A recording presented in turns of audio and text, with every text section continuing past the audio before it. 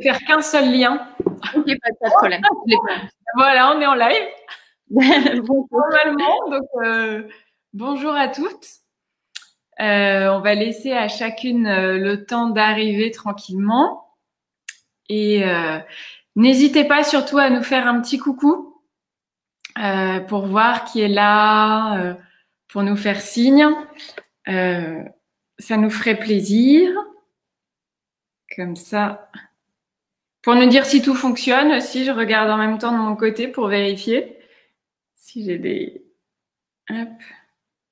Si j'ai un signe, voilà. Donc n'hésitez pas. Comme ça. Pour nous dire si tout fonctionne. Voilà. Je regarde en même temps de mon côté. Voilà. On va laisser encore un peu de temps. En tout cas, moi, je suis ravie d'être parmi vous aujourd'hui avec Sophie. Voilà, comme je le disais en off dans les coulisses, c'est ma première fois, donc vous m'excuserez pour les petites imperfections du live et de la première fois.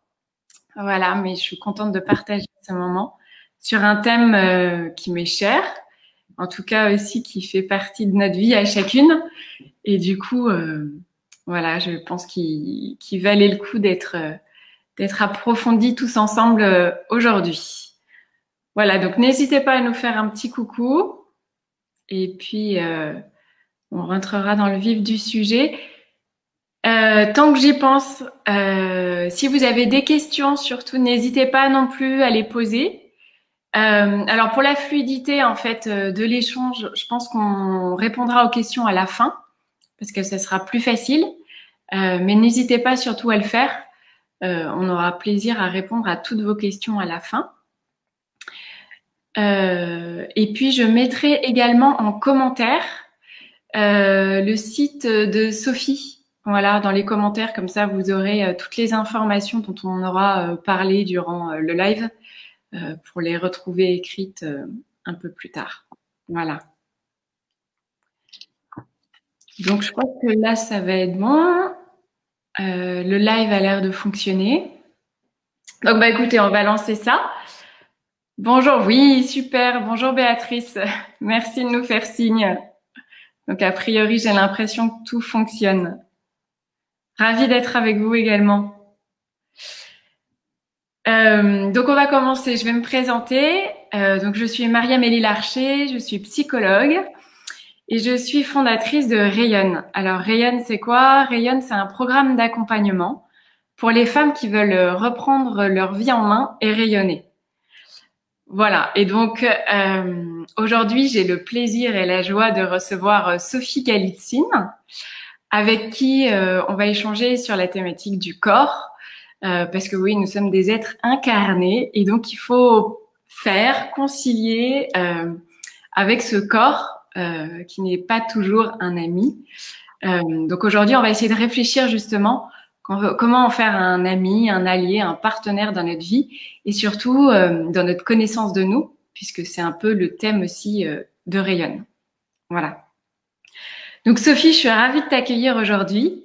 On a eu l'occasion de se rencontrer il y a quelques années. J'avais entendu parler de toi, notamment au sujet d'une de tes pièces qui s'appelle « Je danserai pour toi ». Et donc ta pièce, le thème de ta pièce m'avait beaucoup intéressée. Du coup, j'avais été regarder un petit peu ton profil et c'est là que j'ai découvert que tu faisais des massages. Et du coup, comme je suis assez adepte de massage, j'ai pris rendez-vous avec toi. Et c'est comme ça qu'on a fait petit à petit un peu plus connaissance. Mais est-ce que tu peux nous en dire un petit peu plus sur toi, s'il te plaît? Oui, et ben moi aussi je suis très heureuse d'être là, Marie-Amélie, et merci pour ton accueil. Qu'est-ce que je peux vous dire, mesdames? Je suis épouse et maman déjà de deux petits de 3 et 4 ans. Voilà, et donc mon métier principal c'est donc ce qui s'appelle l'art-thérapie. Donc je suis art-thérapeute et j'accompagne les femmes avec. Je te regarde, Marie-Amélie, ou je regarde la caméra? Je te regarde. Oui, tu peux me regarder, il n'y a pas de problème. Ouais. Oui, je suis pas très à l'aise non plus avec l'écran. Voilà, comment mon corps fonctionne, comment il réagit, quelles sont mes émotions maintenant. Bah voilà, un petit peu de timidité. Donc voilà, donc j'accompagne les femmes avec le théâtre et la danse essentiellement, et puis le dessin et l'écriture, donc en individuel ou en groupe. Voilà, avec l'art thérapie qui est un peu une méthode thérapeutique pour, comme une psychologue classique, sauf que au lieu de parler seulement pendant les séances, on va créer avec nos mots MAUX, avec nos empêchements, nos blessures, nos émotions, et puis on va essayer de les transformer en dessinant, en jouant, en dansant, voilà, en sublimant un petit peu l'ombre en lumière, un petit peu comme un alchimiste. Donc ça, c'est pour vous parler de l'art thérapie. Et puis à côté de ça, j'ai créé des spectacles que je joue et que voilà. Donc le premier était Je danserai pour toi, qui est un spectacle un peu sur la résilience d'une femme, avec tout un parcours, notamment autour d'une réconciliation avec son corps. Et puis la rencontre, elle, dans ce chemin, c'est autobiographique, donc je peux dire mais voilà, j'ai mis un petit peu à distance. Et mon personnage s'appelle Louison. Elle raconte qu'elle a fait beaucoup de détours par plein de thérapies et de chemins spirituels différents, et puis elle rencontre le Christ, donc c'est aussi un spectacle sur une conversion spirituelle, et sur un chemin de guérison de la jeune adolescente un peu blessée, un peu chaotique, à une femme plus unifiée, voilà, notamment dans son corps. Et puis la suite qui s'appelle Le fruit de nos entrailles, et qui est sur le sens du sacrement du mariage et le couple, voilà, comment aimer chaque jour au quotidien jusqu'au bout, avec toutes les obstacles, enfin les grandes difficultés, le grand challenge que ça représente d'apprendre à aimer. Voilà. Un autre sujet aussi, un autre sujet qui n'est pas loin finalement du corps, parce que, enfin bon, on pourra faire le lien après, mais il y a vraiment un grand lien entre soi et l'autre, évidemment. Donc, Tout à fait. Ouais. Donc, je le redis, hein, n'hésitez pas à poser vos questions. On répondra à la fin. Et comme je disais, je mettrai l'adresse du site de Sophie également à la fin dans les commentaires pour que vous puissiez aller voir un peu sa page Facebook.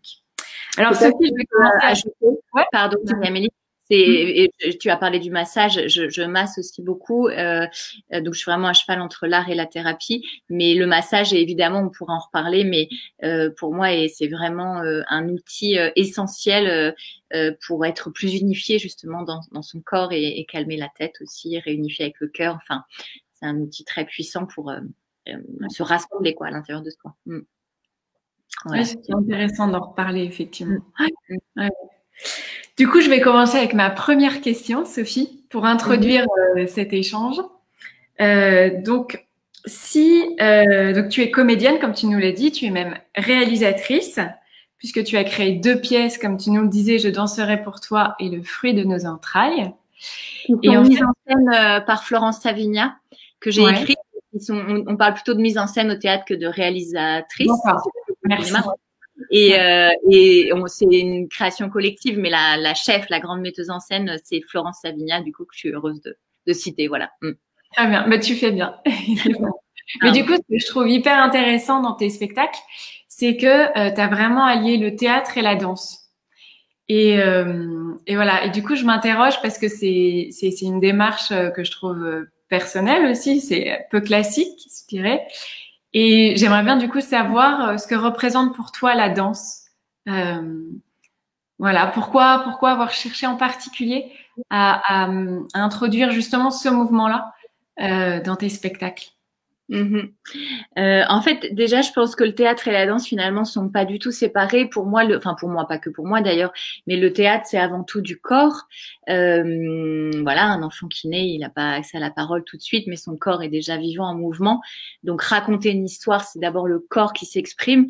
Et si on coupe pas le mouvement naturel, la voix qui est aussi un muscle et un organe va arriver dans le prolongement du mouvement.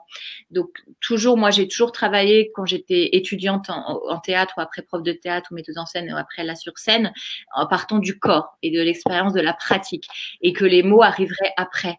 Les mots sont souvent bavards et je suis bavarde, donc je sais bien de quoi je parle, et donc souvent pas essentiels et même parfois un peu faux. Et voilà, vraiment la proposition, c'est de laisser le mot émerger quand c'est vraiment nécessaire, urgent, essentiel, mais pas de broder. Voilà. Donc pour moi, le théâtre, c'est avant tout du corps, et donc c'est pas du tout séparé de la danse. Et puis un danseur aussi qui n'est pas habité par ce qu'il raconte, qui est juste un corps technique en mouvement, c'est horrible, ça fait froid dans le dos, on s'ennuie, enfin il y a quelque chose de froid. Donc pour moi aussi un danseur est censé être acteur, en tout cas pouvoir être habité par une émotion, une intention, et pas juste sur une partition technique. Donc voilà, déjà j'unifie vraiment le corps et la danse, et le théâtre, pardon, le théâtre et la danse, et que tout ça c'est du corps finalement, en mouvement. Et plus précisément, là, dans ce que j'avais envie de raconter, déjà pour moi, la danse, c'est vraiment un outil qui permet de tout dire, alors que parfois le théâtre, avec les mots, en tout cas le langage, c'est plus délicat, c'est plus les mots. J'avais un professeur que j'aime beaucoup, qui s'appelle Marie Mottet, qui est une prof de danse. Qui dit beaucoup que les mots sont malheureux et que souvent les mots c'est pas ajusté par rapport à ce qui nous habite à l'intérieur, que les mots sont pauvres quoi. Donc pour moi la danse ça permet de dire beaucoup plus vaste, beaucoup plus intime, en étant peut-être avec plus de pudeur aussi. Donc c'est un merveilleux outil pour venir rejoindre le cœur profond du public en fait, de l'autre, dans son humanité intime et universelle. Enfin voilà, je trouve qu'il y a quelque chose d'intime et d'universel dans la danse, même pour des gens qui n'entendent pas. Enfin voilà. Et après, le deuxième raison pour laquelle j'ai choisi ça, donc voilà, c'est cet outil pour moi qui permet de dire le plus et avec délicatesse. Et la deuxième raison, c'est que je parle du Christ aussi dans Je danserai pour toi, et puis dans Le fruit de nos entrailles aussi, et du couple et de la relation sensuelle, évidemment, affective, sexuelle dans le couple, et que du coup, le corps est au centre, là, et donc pour parler d'amour et de relations charnelles et de la religion de l'incarnation pour le Christ, pour la religion chrétienne, je trouvais que c'était le meilleur outil pour en parler, c'était de se taire et de danser, quoi, en fait. Ouais. Voilà. Alors, une petite question en plus peut-être, parce que comme tu travailles aussi avec la danse en art-thérapie, comment tu fais peut-être pour les personnes qui sont plus réfractaires, parce qu'on n'est pas tous des danseurs, on n'est pas tous des professionnels. Comment tu vas travailler? Marie-Amélie, pardon. Vas-y, ouais, ça fait partie des aléas du direct. Bonjour à toutes, en tout cas, celles qui nous ont rejoints en cours de route. N'hésitez pas à nous faire un petit coucou. Un peu trop de soleil, voilà. Vraiment, les ateliers, je te réponds ou pardon? Oui, vas-y. Ouais. Je trouve ça intéressant en fait, pour les gens qui seraient intéressés par tes cours d'art-thérapie, mais qui seraient pas forcément des danseurs, qui seraient pas, tu vois, ou pour lesquels c'est pas forcément évident.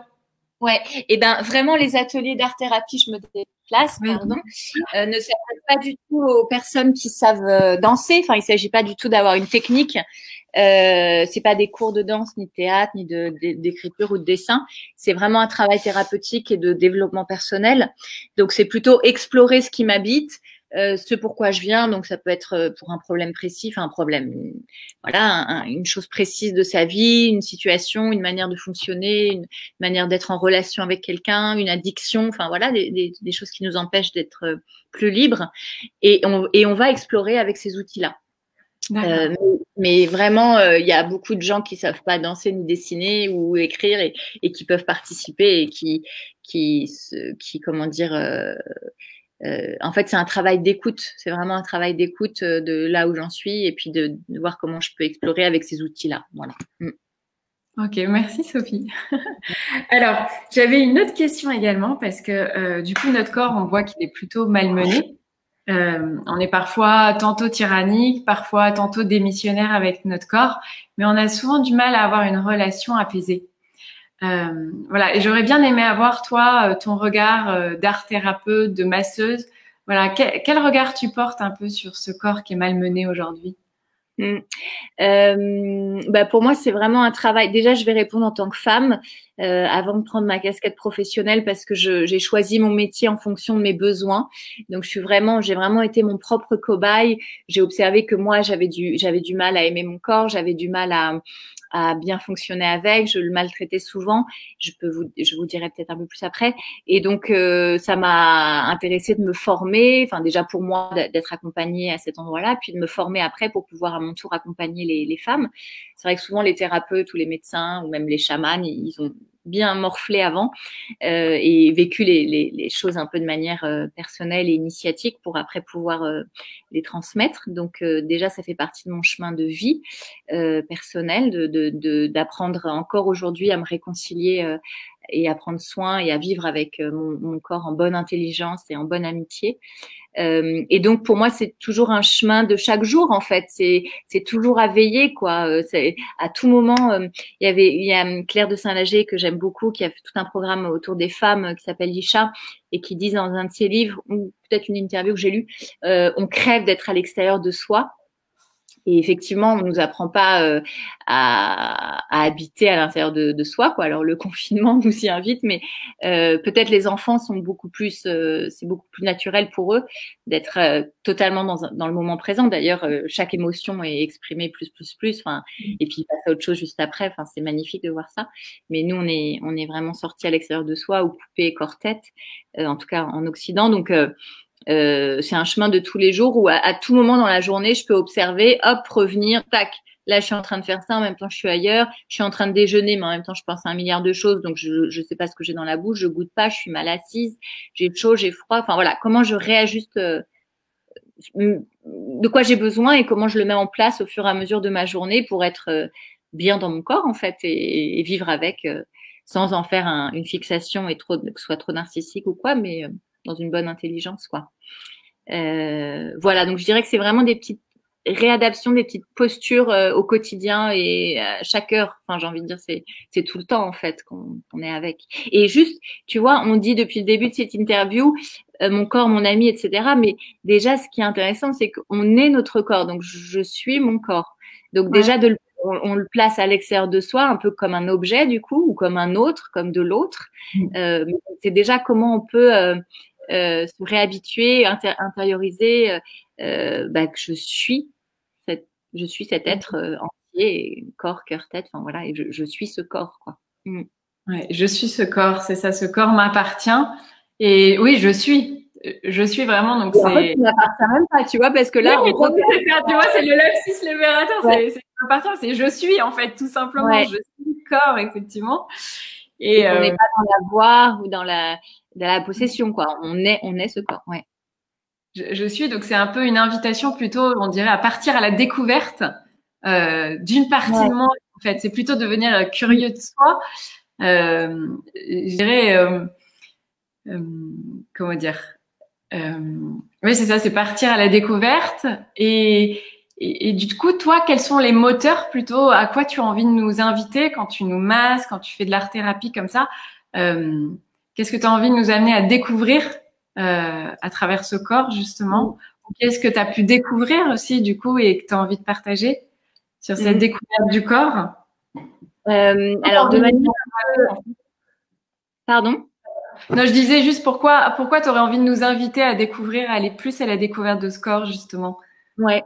De manière un peu générale, déjà, j'observe avec mes patientes et puis moi aussi dans mon travail thérapeutique et puis avec les gens autour de nous et dans les livres que j'ai pu lire, mes études, etc. Enfin, dans le fonctionnement global de l'être humain, que on est enfant et puis on a les obstacles de nos vies, nos blessures, nos manques, etc. qui arrivent au fur et à mesure des années.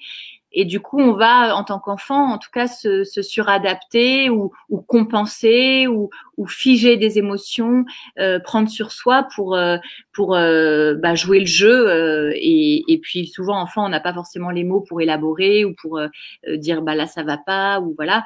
Et donc souvent, on arrive adulte, en tout cas dans les cabinets de psy, avec des parties de soi qu'on a laissées sur l'autre rive, un peu qui se sont figées, qui se sont gelées presque pour se protéger. Donc c'est un mécanisme de défense qui est nécessaire, mais du coup on n'est pas unifié quand on arrive parfois adulte pour faire un travail sur soi. Il y a vraiment un besoin de se réunifier, de retrouver ces petits morceaux de soi qu'on a laissés. Peut-être parfois c'est la joie, peut-être parfois c'est le désir, peut-être parfois c'est voilà des choses qu'on a mis en place, qu'on a laissé de côté pour survivre. Et donc l'intention globale, c'est de se réunifier et pour pouvoir bien fonctionner en tant qu'adulte et pas être esclave de ses émotions. Souvent, on voit dans la relation, notamment dans les relations de couple ou même en tant que parent, on va arriver dans des émotions extrêmes qui sont finalement pas des émotions d'adultes conscients, mais plutôt des émotions d'enfants blessés qui surréagit parce que voilà, on n'a pas forcément la conscience de ça et puis qu'on est encore avec ces blessures-là de colère, de chagrin, d'abandon, d'humiliation, etc. Donc la proposition, c'est vraiment de se rassembler, de retrouver cette unité corps, cœur, tête. Et donc avec le mouvement, la danse par exemple ou le massage, c'est vraiment par exemple avec la danse, moi je vais vraiment inviter les femmes à plonger dans le mouvement et à laisser faire le corps. Donc ça peut être mettre une musique, quel que soit le rythme de la musique pour travailler telle ou telle émotion par exemple.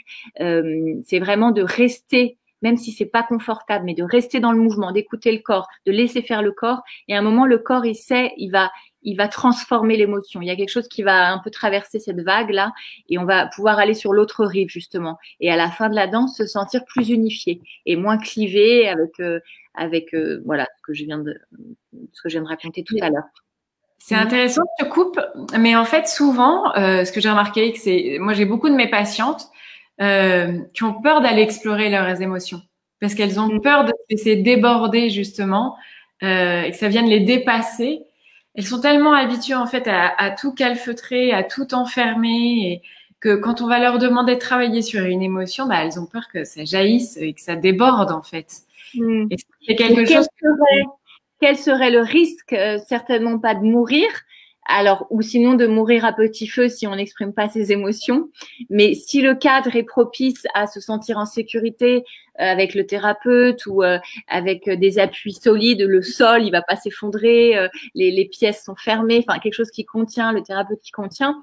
Et puis après, retrouver des petites ressources pour ressortir sans ressortir effondré. Enfin voilà, garder cette petite mise en garde, quoi, pour évidemment pas aller jusqu'à, je sais pas moi, se jeter dans la Seine ou partir en HP, ça peut arriver. Mais voilà, de cadrer tout ça, mais d'y aller, quoi. Et justement, si on laisse faire le mouvement et le processus vital, c'est comme quand on plonge dans la piscine et on rebondit, quoi. Il y a quelque chose qui va se transformer et qui va pouvoir revenir dans la vie. Mais pour ça, il faut vraiment accepter de laisser mourir, en fait. Hein. C'est vraiment le cycle vie, mort, vie.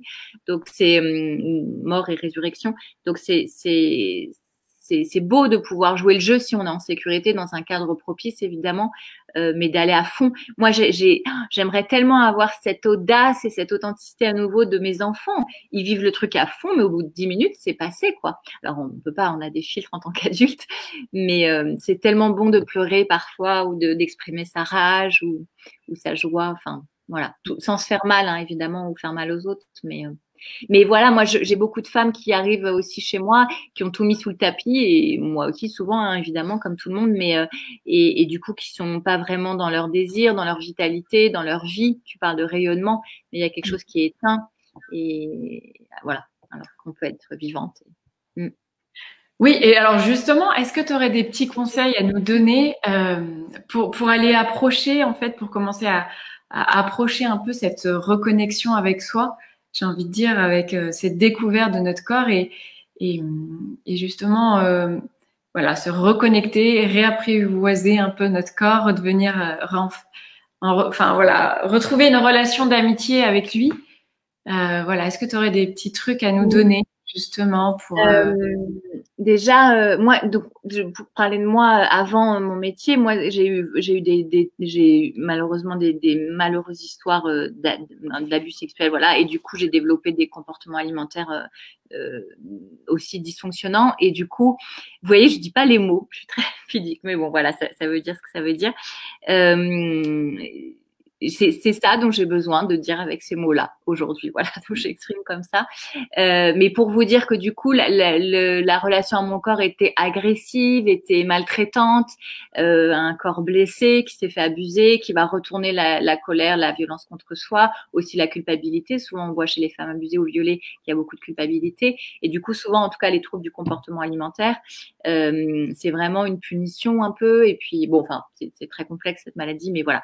Et donc moi, ce qui m'a soignée, guérie, parce que je peux le dire vraiment, je suis guérie de ça aujourd'hui, alors que c'est une maladie parfois qui peut être vraiment toute la vie, c'est d'amener, il y a eu beaucoup d'outils, hein, et notamment la foi aussi, voilà, ça c'est très personnel, mais évidemment ça m'a beaucoup aidé, le mouvement, donc de rester dans le mouvement, quelque chose vraiment ouais, de pas me figer dans ma tête. Souvent, on voit, en tout cas, les femmes anorexiques, il y a quelque chose de très figé dans le cérébral, dans la tête, dans l'intello, quelque chose de, aussi une soif de perfection, d'absolu. Il y a une grande soif spirituelle souvent. Et vraiment, la proposition, et donc, il y a même du délire, hein, c'est presque délirant tellement on est là-haut. Donc, vraiment, la proposition, c'est de faire plein de petites choses qui vont vous aider à descendre physiquement dans vos pieds, dans votre ventre, dans votre bassin, dans votre cœur, pour vraiment habiter ce corps physique. Donc là, c'est vraiment des trucs sur l'ancrage. Donc ça peut être effectivement la danse, ça peut être plein de petits exercices de relaxation, de méditation, de visualisation, du sport de combat, des choses physiques, quoi. Pour habiter son corps. Après, ça va être aussi des mouvements. Moi, ce qui m'a beaucoup aidé, c'était d'apprendre à ralentir aussi. On voit souvent dans ces comportements-là, ou même les personnes qui ont eu des abus sexuels, il y a quelque chose, une peur autour du plein et du vide. Et donc souvent, on peut être dans une suractivité, dans une énergie de vie qui est un peu feu, hein, parce qu'il y a eu beaucoup de choses injustes, insupportables, innommables, et donc on peut un peu compenser en fuyant le truc ou en s'agitant, enfin voilà. En étant dans l'action. Ouais. Oui, c'est ça.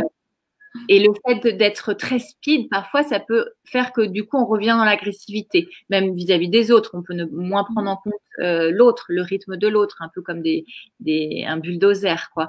Et donc, ralentir, écouter. Ça peut être vraiment un outil pour être en meilleure amitié avec son corps et connaître ses besoins. Vous voyez, par exemple, si j'ai une émotion et que j'ai envie de compenser avec du sucre, par exemple, ça arrive beaucoup aux femmes, et puis moi, ça m'arrive. Et je sais qu'après, la pulsion va être bonne, je vais me faire du bien sur le coup, et de temps en temps, c'est bien et il n'y a pas de souci.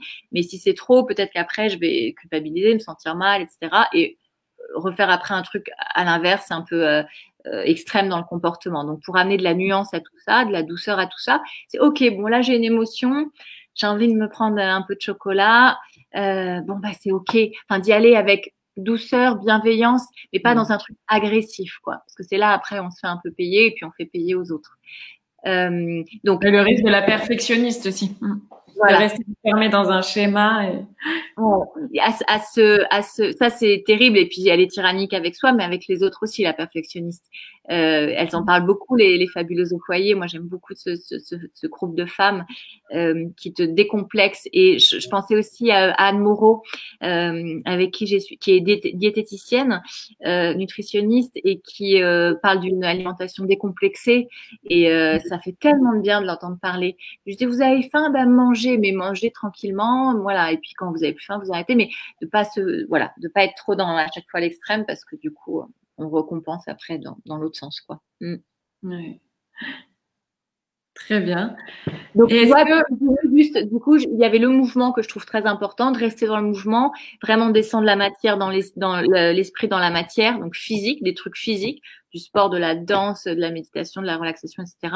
Sport de combat, pourquoi pas. Ralentir pour écouter. Et puis aussi, celles qui ont peur ou qui peut-être pratiquent l'assise, que ce soit la méditation, la prière ou quoi, mais d'aller découvrir sa vie intérieure et de savoir à quel point, en fait, on est plein à l'intérieur de soi, plein de grâce, plein de lumière, tout est là en fait dedans, et que du coup on a moins besoin d'aller compenser, d'aller à l'extérieur de soi.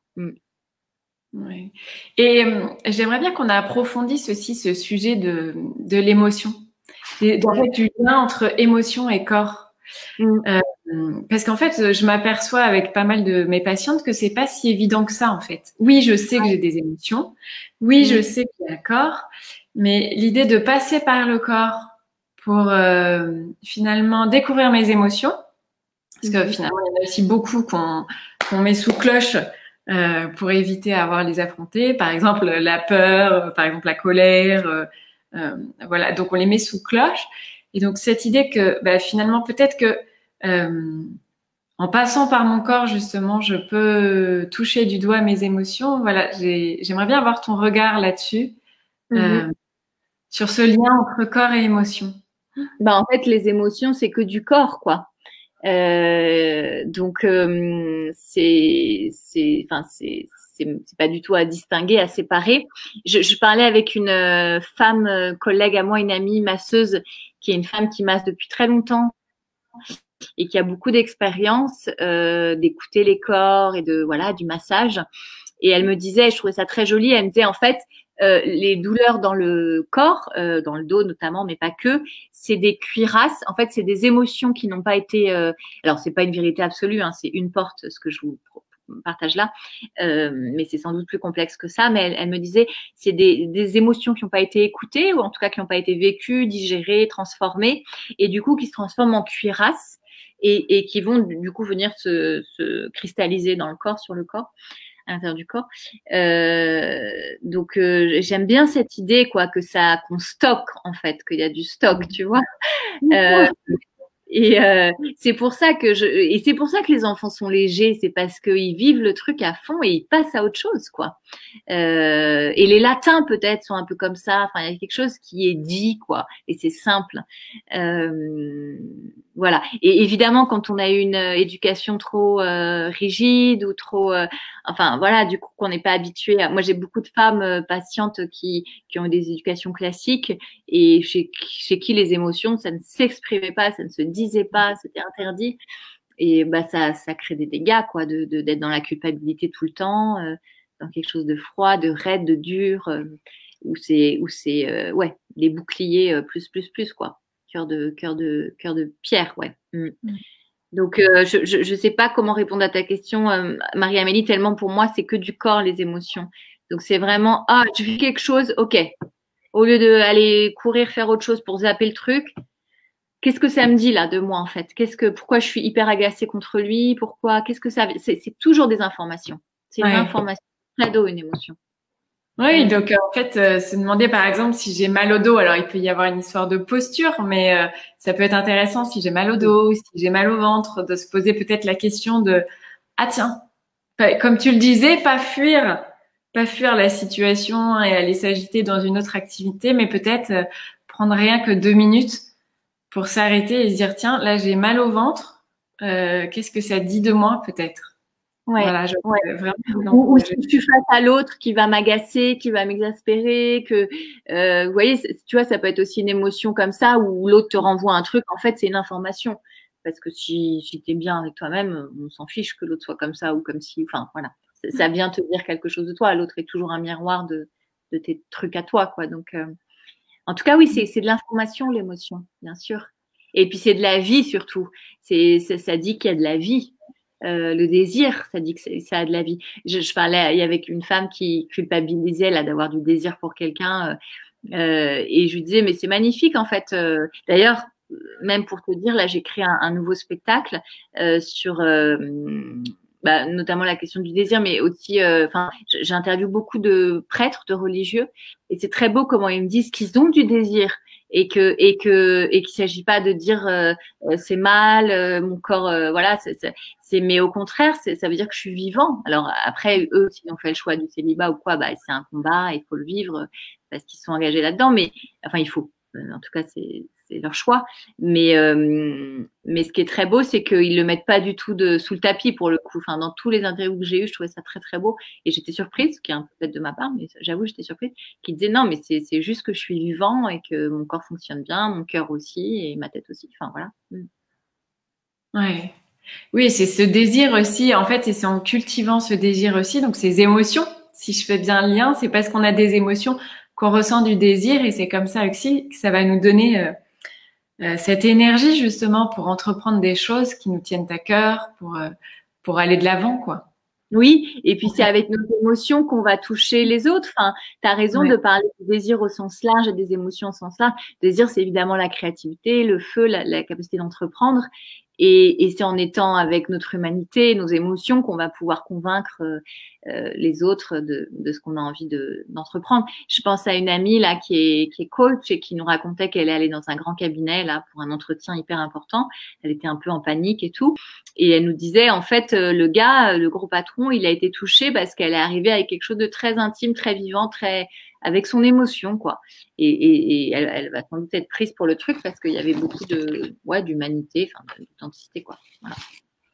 C'est ça, ouais, j'aime beaucoup. D'humanité et d'authenticité, c'est ça. Ouais. Alors, j'avais une dernière question pour toi, avant de passer aux questions s'il y en a. On a parlé aujourd'hui du corps, donc d'un chemin vers soi. Mais du coup, on a envie de dire aussi le corps, un chemin vers l'autre. On en a touché vaguement un petit mot par rapport au couple. Est-ce que tu peux peut-être nous apporter ton éclairage à toi sur cette question justement du corps, un chemin vers l'autre? Oui, c'est pas forcément facile d'ailleurs. Pardon? Ah oui, voilà. Je disais, c'est un chemin qui est pas forcément facile d'ailleurs, le chemin vers l'autre à travers. Non. Ouais, c'est pas facile du tout. Ça peut même faire très peur. Et ça peut être un lieu de. En fait, le corps, c'est vraiment le lieu de blessure le plus intime, même sans parler de choses graves. Mais ça commence avec les petits. Hein, comment on va les porter, comment on va les changer, comment on va les regarder ou pas pendant qu'on les nourrit. Enfin. Tout ça est très délicat. Et il y a une mémoire du corps évidemment. Bon voilà, donc du coup c'est pas, oui c'est délicat le corps. Et pour faire le lien avec ce qu'on dit sur le désir et puis comment apprendre à s'aimer, à aimer son corps, à vivre avec, c'est la condition évidemment pour ouvrir à l'autre. On voit que plus on a une mauvaise image de soi-même et une agressivité envers soi-même, une haine envers soi-même, plus ça va être compliqué d'aimer l'autre, d'ouvrir, et puis de le regarder aussi avec des yeux d'amour et de désir, quelle que soit la forme de la relation. Hein, ça peut être juste aimer son prochain ou voilà dans une relation plus intime. Mais ça passe vraiment par l'accueil de soi. C'est un peu bateau ce que je dis. C'est vraiment important de se le redire.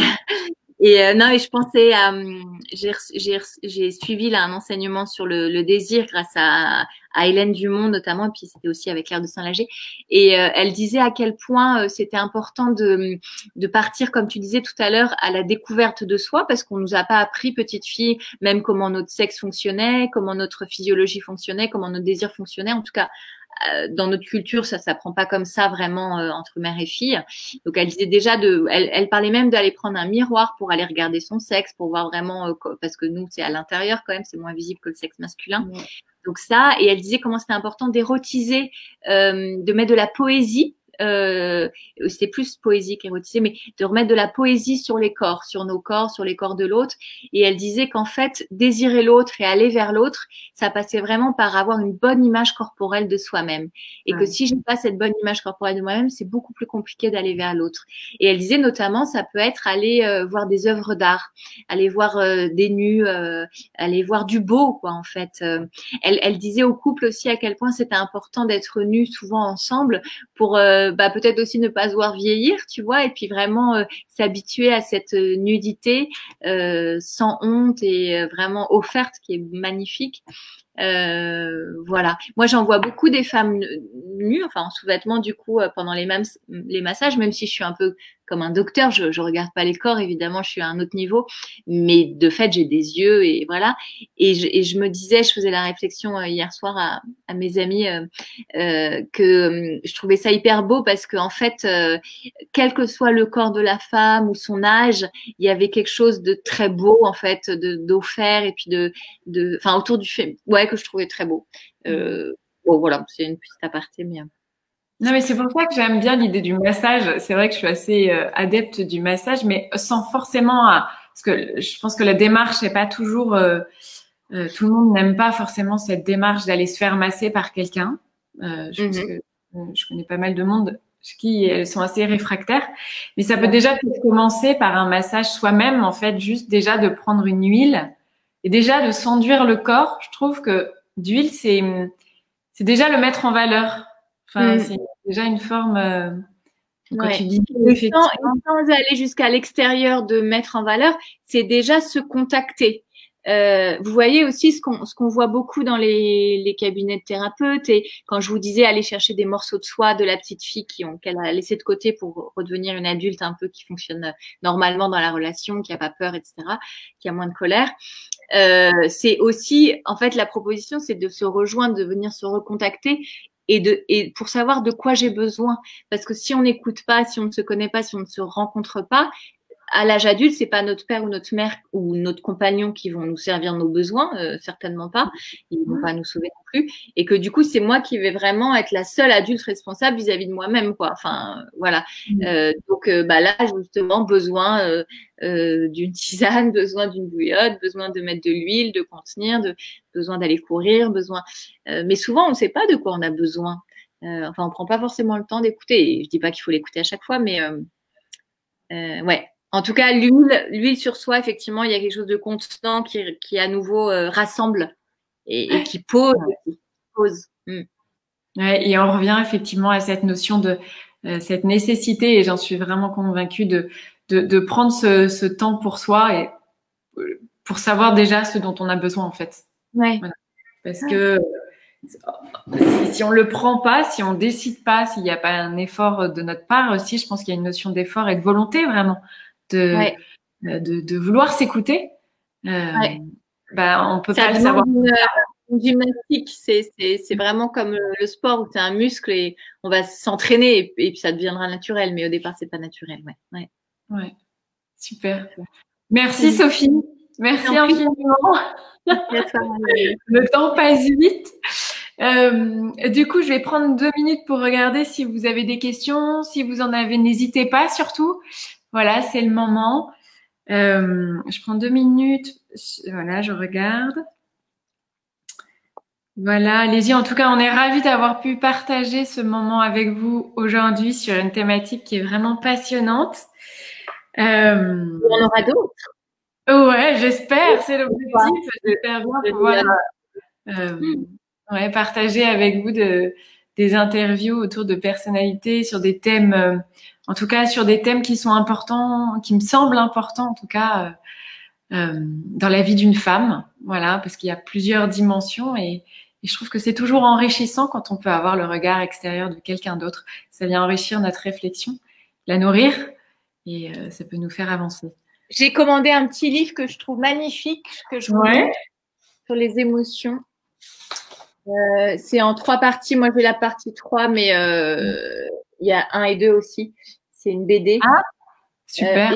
Émotion, enquête et mode d'emploi. C'est hyper bien fait. Je sais pas comment faire. Voilà, tac. Ah oui, mais on pourra mettre également dans les commentaires. Ouais. Tu mettras les références et comme ça, je les mettrai en commentaire pour ceux qui ça intéresse. Parce que... Super. Bon, écoute, merci beaucoup, Sophie, encore d'avoir été là. Merci à toi. Un grand merci à vous toutes qui nous avez entourés aujourd'hui. On espère de tout cœur que ça vous ait plu. Et puis, on vous dit, en tout cas, moi, je vous dis, je l'espère, à très bientôt pour un autre interview sur un autre thème. Et je vous souhaite une bonne après-midi. Au revoir, Sophie. Au revoir à tous. Salut, Marie. Salut.